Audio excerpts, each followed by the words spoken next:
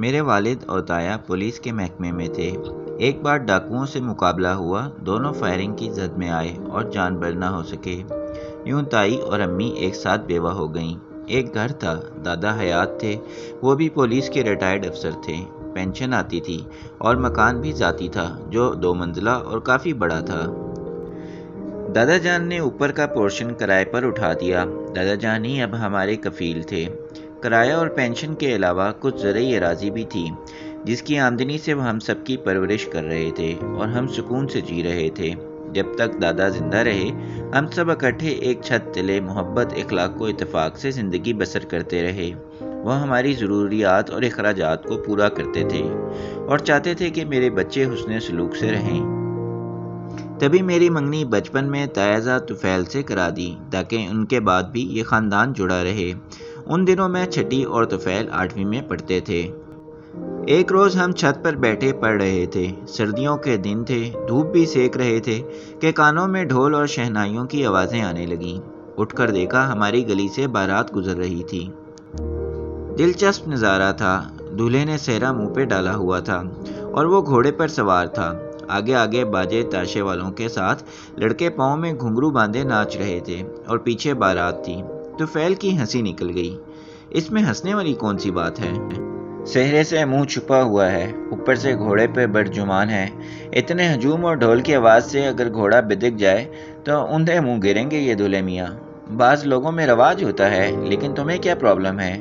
جب تم دولہا بنو تو سہرا نہ باندھنا اور مت بیٹھنا گھوڑے پر، گاڑی میں بارات لانا۔ گاڑی میں کیوں بھائی؟ تو کیا پیدل چل کر دلہن کے گھر جاؤ گے؟ مجھے بارات لے کر دلہن کے گھر نہیں جانا پڑے گا۔ احمق، میری ہونے والی دلہن تو آج بھی میرے ساتھ ایک ہی گھر میں رہتی ہے۔ میں ہی تو وہ ہوں جو اس کی دلہن بنے گی۔ اچانک مجھے یاد آیا، تبھی بات بدل دی۔ اچھا تو مت باندھنا سہرا اور مت لانا بارات۔ بارات بھی لاؤں گا اور سہرا بھی باندھوں گا، لیکن گھوڑے پر ہرگز نہ بیٹھوں گا۔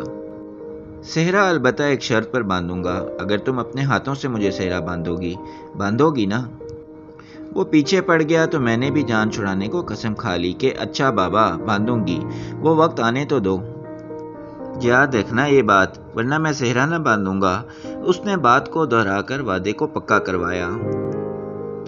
وہ تو بچپن تھا، گلی سے جاتی بارات کی طرح یہ خوابوں بھرا بچپن بھی گزر گیا اور ہم جوان ہو گئے۔ دادا جان کی زندگی تک ہمارا کنبہ جڑا رہا۔ ان کی وفات کے بعد امی اور تائی میں وہ سلوک نہ رہا اور جائیداد کی تقسیم کے مسئلے پر اختلاف رہنے لگا۔ بالآخر امی جان ناراض ہو کر بچوں کے ہمراہ میکے چلی گئیں۔ ہمارے طے شدہ رشتے اسی باعث کھٹائی میں پڑ گئے۔ تاہم طفیل کو مجھ سے محبت تھی، اپنی والدہ کو مجبور کر کے ہمارے گھر لے آیا تاکہ صلح صفائی کی سبیل نکلے اور ہماری شادی ہو سکے۔ تائی نے امی کو منانے کی پوری کوشش کی اور کہا جیسا چاہو گی میں کروں گی، ہر صورت راضی ہوں، تم بس مان جاؤ اور مائرہ کو میری بہو بنا دو۔ والدہ نے جواب دیا کہ پہلے جائیداد کا بٹوارہ میری مرضی سے کرنا ہوگا، بعد میں رشتے کی بات چلانا۔ امی چاہتی تھیں کہ وہ دادا کے مکان کا فرنٹ پورشن لیں اور پچھلا حصہ تائی کو دیں، جبکہ تائی کا کہنا تھا کہ درمیان سے آدھا آدھا کریں تاکہ سڑک پر دونوں کے گیٹ علیحدہ علیحدہ بن جائیں۔ امی کا مطالبہ درست نہ تھا، تبھی تائی خاموشی سے لوٹ گئیں۔ تاہم والدہ کے انکار سے ان کو صدمہ ہوا۔ میں نے لاکھ سمجھایا، امی جان آپ کا مطالبہ درست نہیں ہے، تائی صلح کی آرزو مند ہیں، وہ آدھا گھر دینے پر راضی ہیں، آپ مان جائیں۔ امی نے طفیل کو داماد نہ بنانا تھا، اسی وجہ سے اڑی رہیں۔ وہ لوگ مایوس ہو گئے۔ رشتہ ٹوٹنے کا طفیل کو اس قدر صدمہ ہوا کہ اس نے مزید تعلیم حاصل کرنے سے انکار کر دیا۔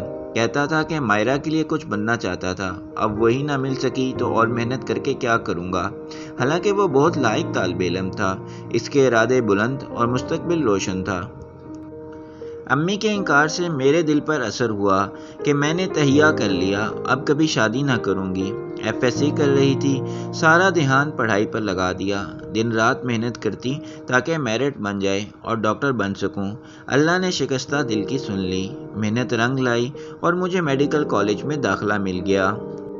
وہ چلا گیا، مجھے میڈیکل میں داخلہ مل گیا تھا، اب پڑھائی میں مصروف رہتی تھی، ہر خیال کو جھٹک کر بس ذہن اسی بات پر لگایا تھا کہ ہر صورت ڈاکٹر بن کر دکھاؤں گی، زندگی کو ناکامیوں نامرادیوں کے حوالے ہرگز نہ کروں گی، قسمت میں طفیل کا ساتھ نہ بھی ہو تو خلق خدا کی خدمت کو اپنی زندگی کا مشن بنا لوں گی۔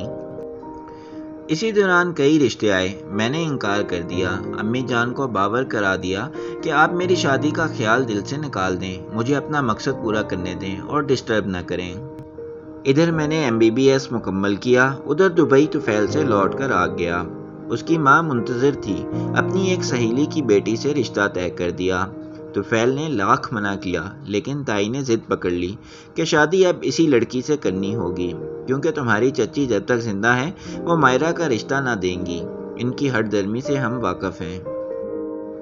ناچار بیٹے کو ماں کے آنسوؤں نے جھکا لیا اور طفیل کی شادی مریم سے طے ہو گئی۔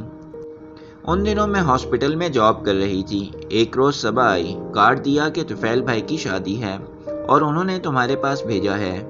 انہوں نے کہا ہے کہ تم نے ان کی صحرا بندی کے وقت ضرور آنا ہے، ورنہ وہ صحرا نہ باندھیں گے اور پھر یہ شادی نہ ہوگی۔ یہ سن کر میں عجیب مخمصے میں پڑ گئی۔ ہرگز تائی اماں کے سامنے جانا نہ چاہتی تھی، حالانکہ ان سے کوئی گلہ نہ تھا۔ انکار خود میری ماں نے کیا تھا۔ انہوں نے تو مجھے بہو بنانے کو منتیں کی تھیں، لیکن اب اس شادی میں میرا جانا بنتا نہ تھا کہ یہ میری سابقہ منگیتر کی شادی تھی۔ کچھ دیر سوچنے کے بعد میں نے صبا سے کہا، اچھا تم فکر مت کرو، تمہارا بھائی صحرا ضرور باندھے گا، میں پھپھو کے ساتھ آؤں گی۔ طفیل کی شادی والے دن پھپھو کے گھر چلی گئی اور پھر ان کے ساتھ شادی میں پہنچی۔ سمجھا بجھا کے اپنے دل کو آمادہ کیا تھا، کیونکہ چاہتی تھی کہ طفیل کا گھر آباد ہو جائے اور میری محرومیوں کا سایہ اس پر نہ پڑے۔ تایا کا گھر، جو پہلے کبھی میرا بھی گھر ہوا کرتا تھا، خوشیوں سے بھرا ہوا تھا۔ ہر طرف مسکراتے چہرے دمک رہے تھے۔ تائی کو مبارکباد کہا تو ان کی آنکھوں میں آنسو آ گئے، گلے سے لگا کر بولیں، بیٹی میں تو تمہیں کو یہاں لانا چاہتی تھی، لیکن تمہاری ماں نے یہ نہ ہونے دیا۔ ان کے یہ الفاظ میرے دل کو لہو لہو کر گئے۔ بڑی مشکل سے آنسوؤں کو ضبط کیا، کیونکہ شادی میں تو چہرے کو مسکراہٹ سے سجانا ہی تھا۔ جب طفیل سے سامنا ہوا تو دل پر قیامت گزر گئی۔ وہ دولہے کے روپ میں سامنے تھا، اس کی نظریں مجھ کو کھانے لگیں اور میں ادھر ادھر منہ چھپانے لگی۔ صبا صحرا لیے کھڑی تھی۔ طفیل نے مجھ سے صحرا مانگا اور میں نے قسم پوری کرنے کو صحرا اٹھا کر اس کو دیا۔ اس نے سر جھکایا اور صحرا مجھ سے بندھوایا۔ وہ مردانے میں چلا گیا جہاں رسم نکاح کو عزیز و اقارب جمع تھے، لیکن وہ صحرا اندر سے ہی باندھ کر وہاں پہنچا اور پھر نکاح کی تیاریاں ہونے لگیں۔ یوں وہ پل بھر بعد کسی اور کا ہو گیا۔ گھر آئی تو ٹوٹ پھوٹ چکی تھی۔ دامن میں جو تھا آج سب تایا ابو کے در پر ڈال کر آ گئی تھی اور اب تہی دست و دامن خالی تھی۔ رات بھر روتی رہی، صبح ہسپتال نہ جا سکی۔ امی نے یہ حالت دیکھی تو پوچھا، کیا ہوا ہے مائرہ، کیا روتی رہی ہو؟ طبیعت تو ٹھیک ہے؟ وہ میرے قریب آئیں تو میں اٹھ کر دور چلی گئی۔ آج میں ان کے قریب نہ جانا چاہتی تھی، بلکہ اس واقعے نے مجھ سے ہمیشہ کے لیے اپنی ماں سے دور کر دیا۔ طفیل مجھ سے دور ہو گیا تھا اور شادی کے بعد اپنی بیوی کو لے کر دبئی چلا گیا۔ وقت گزرتا رہا، میں اسپیشلائزیشن کے بعد ایک بڑے ہسپتال میں تعینات ہو گئی۔ والدہ نے بہت کوشش کی کہ گھر بسا لوں، لیکن میں نے انکار کیا، کیونکہ دل گھر بسانے کی امنگ سے خالی ہو چکا تھا۔ جب دل آباد نہ رہا، گھر کیوں کر آباد کر سکتی تھی؟ امی جان کو اب اپنے کیے پر پچھتاوا تھا، کیونکہ جان چکی تھیں۔ امی سے رنج تھا کہ انہوں نے ہی مکان کی خاطر میرے دل کے نگر کو اجاڑا ہے۔ تائی نے ہمارے حصے کی قیمت سے بڑھ کر رقم دے کر سارا مکان لے لیا۔ امی نے بھی ان سے منہ مانگی قیمت لی تھی، لیکن روپیہ ہی تو سب کچھ نہیں ہوتا۔ اب وہ خوب جان گئی تھیں کہ میں نے شادی نہ کرنے کی کیوں قسم کھائی ہے۔ طفیل دبئی میں بہت اچھا کما رہا تھا اور اس کی بیوی عیش کر رہی تھی، جبکہ میں رات دن اپنی جاب میں مصروف رہتی تھی۔ ماں ٹھنڈی آہیں بھرتی تھیں کہ ایسی دولت کس کام کی جب دل کی خوشیاں نہ رہیں۔ اب تو میں ایک روبوٹ تھی، ایک مشین تھی، جیتی جاگتی ارمانوں بھری لڑکی نہ جانے کہاں کھو گئی تھی۔ شادی کے 5 سال تک طفیل کی بیوی کی گود ہری نہ ہو سکی۔ کافی علاج کروایا، بالآخر وہ مصنوعی تولیدی عمل سے امید سے ہو گئی، لیکن یہ خوشی انہیں راس نہ آئی۔ بچی کی پیدائش پر ماں اور بچی دونوں ہی داغے مفارقت دے گئیں اور طفیل یہ غم سہنے کو پردیس میں تنہا رہ گیا۔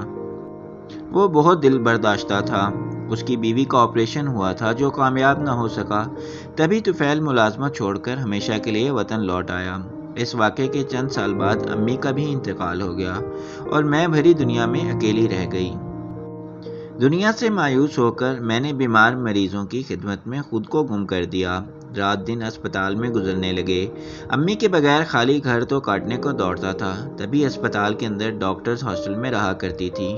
تھک ہار کر کبھی دن میں اور کبھی رات کو بستر پر آ کر گر جاتی تھی۔